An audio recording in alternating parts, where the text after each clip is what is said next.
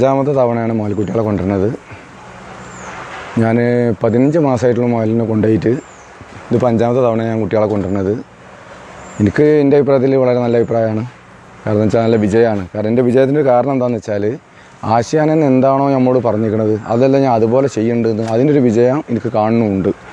കാരണം പലർക്കും പരാജയം എന്താണെന്ന് വെച്ചാൽ ആദ്യം ഇവിടുന്ന് കൊണ്ടുപോകുമ്പോൾ ഒരു സപ്ലിമെൻറ്റും കാര്യമൊക്കെ ഇവിടുന്ന് ചെറിയൊരു ബോട്ടിൽ തരും, അത് തീരോളം കൊടുക്കും, പിന്നെ ആരും സപ്ലിമെൻറ്റ് കൊടുക്കില്ല. അപ്പോൾ അതിന് വേറെ ബുദ്ധിമുട്ട് വരും, കുട്ടികൾക്ക് പാലുണ്ടാവില്ല, അങ്ങനത്തെ ബുദ്ധിമുട്ടുകൾ വരലുണ്ട്.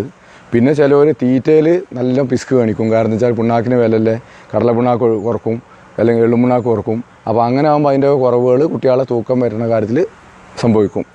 ഇപ്പോൾ ഞാനെന്ന് പറഞ്ഞാൽ ഇവിടുന്ന് എന്താണോ ആശാനെന്ന് പറഞ്ഞിരിക്കുന്നത്, എത്ര പിണ്ണാക്കാണ് ഇടാൻ പറഞ്ഞാൽ എന്തെല്ലാം ചെയ്യാൻ പറയാം, അതെല്ലാം അതുപോലെ കറക്റ്റായിട്ട് ഒരു ലേശം പോലും വ്യത്യാസപ്പെടുത്താൻ ഞാൻ ചെയ്യുന്നുണ്ട്.